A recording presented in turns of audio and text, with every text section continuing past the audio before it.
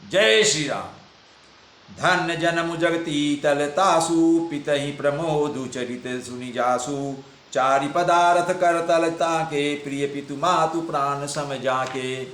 भगवान राम पिता दशरथ जी से कह रहे हैं इस पृथ्वी तल पर उसका जन्म धन्य है जिसके चरित्र सुनकर पिता को परम आनंद हो, जिसको माता पिता प्राणों के समान प्रिय हैं। चारों पदार्थ अर्थात अर्थ धर्म काम और मोक्ष, ये चार पदार्थ होते हैं, उसके करतलगत उसके मुट्ठी में रहते हैं। आय सुपाली जन्म फल पाई ऐहं बेगी हो रजाई। विदा मातु सन आवो मागी चली हूँ बनई बहुरी पग लागी। हे पिताजी, आपकी आज्ञा पालन करने और जन्म का फल पाकर मैं जल्दी ही लौट आऊँगा, अतः कृपया आज्ञा दीजिए। माता से विदा मांग आता हूँ, फिर आपके पैर लगकर आपसे प्रणाम करके वन को चल दूंगा।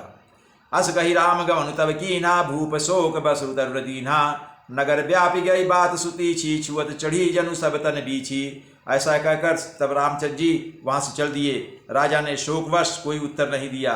वह बहुत ही तीखी अर्थात अप्रिय बात नगर भर में इतनी जल्दी फैल गई मानो डंक मारते ही बिच्छू का विष सारे शरीर में चढ़ गया हो। समाज में खराब बातें जल्दी फैलती, अच्छी बातें नहीं फैलती जल्दी। सुनि भय विकल सकल नर नारी बेली बिटप जिमि देखी दवारी। जो जहाँ सुनई धुनई सिर सोई बड़ विषादु नहीं धीरज होई। इस बात को सुनकर सब स्त्री पुरुष ऐसे व्याकुल हो गए जैसे दावानल कहते हैं, जो वन में आग लगती है उसको दावानल कहते हैं। दावानल देखकर बेल और वृक्ष मुरझा जाते हैं। जो जहाँ सुनता है वह वहीं सिर ढूंढने अर्थात सिर पीटने लगता है। बड़ा विषाद है, किसी को धीरज नहीं बचता। मुख सुखाहि लोचन श्रवहि शोक न हृदय समाय। मनहु करुण रस कटकई उतरी अवध बजाय। सबके मुख सूख जाते हैं, आंखों से आंसू बहते हैं, शोक हृदय में नहीं समाता, मानो करुणा रस की सेना अवध पर डंका बजाकर उतर आई हो। मिले ही माज विधि बात बेगारी जहाँ तहाँ दे गए गई गारी। यही पापी नहीं बूझ क्या परेऊ छाई भवन पर पावक धरेऊ। सब मेल मिल गए थे, सब संयोग ठीक हो गए थे, इतने में ही विधाता ने बात बिगाड़ दी। जहाँ तहाँ लोग कैकेयी को गाली दे रहे हैं, इस पापी को क्या सोच पड़ा इसने छाए हुए घर पर आग का टुकड़ा रख दिया। निज कर नयन काढ़ी चाह तीखा डारी सुधा विषु चाहत चीखा। कुटिल कठोर कुबुद्धि अभागी भय रघुवंश बेनु बन यागी। यह अपने हाथ से अपनी आंखों को निकालकर अर्थात आंखों के बिना ही देखना चाहती है और अमृत फेंक कर विष चखना चाहती है। यह कुटिल कठोर दुर्बुद्धि और अभाग्नि कैकेयी रघुवंश रूपी बांस के वन के लिए अग्नि हो गई। पालव बैठ पेड़ यही काटा सुखमहु शोक ठाटु धरि ठाटा। सदा राम यही प्राण समाना कारण कवन कुटिलपन उठाना। पत्ते पर बैठकर इसने पेड़ को काट डाला, सुख में शोक का टाट ठट कर रख दिया। श्री रामचंद्र जी इसे सदा प्राणों के समान प्रिय थे, फिर भी न जाने किस कारण इसने यह कुटिलता ठानी। रामचंद्र जी को कैकेयी बहुत चाहती थी, लेकिन पता नहीं क्यों ऐसा उसके मन में आ गया। ऐसा सब सोच रहे हैं। सत्य कहाई कवि नारी सुभाऊ सब विधि अगहु अगाध दुराऊ।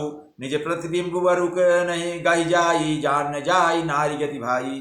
कवि सत्य कहते हैं कि स्त्री का स्वभाव सब प्रकार से पकड़ में नहीं आने योग्य अथाह और भेद भरा होता है। अपनी परछाई भले ही पकड़ जाए पर भाई स्त्रियों की गति उनकी चाल नहीं जानी जाती।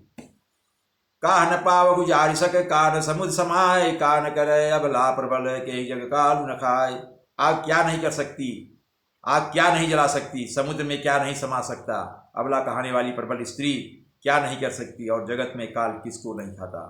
का सुनाई विधि का सुनावा का दिखाई चह का दिखावा। एक कहाँ भल भूप न कीना बरु विचारी नहीं कुमति दीना।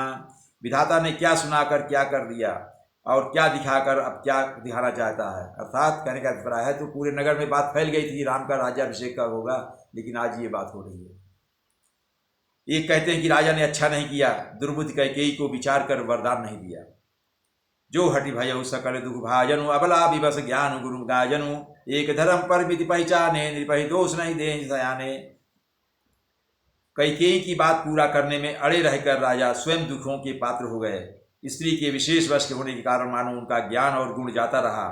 एक जो धर्म की मर्यादा को जानते हैं और सयाने हैं वे राजा को दोष नहीं देते। शिव दधीचि हरिचंद कहानी, एक एक सन कहाई बखानी, एक भरत कर सम्मत कहाई, एक उदास भाई सुनि राई। वे शिव दधीचि और हरिश्चंद्र की कथा एक दूसरे से बखान कर कहते हैं।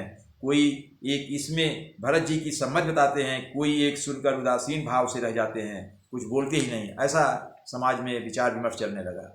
कान मोदी कर रद गही जीहा, ये कहाँ ये बात एलिहा, सुकृत जाहि अस कहा तुम्हारे, राम भरत कहाँ प्राण प्यारे।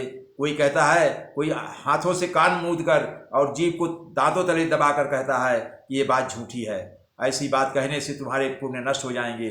भरत जी को तो श्री रामचंद्र जी प्राणों के समान प्यारे हैं। समाज में इस तरह से लोग आपस में चर्चा कर रहे हैं।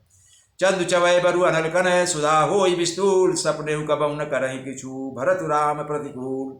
चंद्रमा चाहे अर्थात शीतल किरणों की जगह चिंगारियां बरसाने लगे और अमृत चाहे विष के समान हो जाए, परंतु भरत जी स्वप्न में भी कभी श्री रामचंद्र के विरुद्ध कुछ नहीं करेंगे।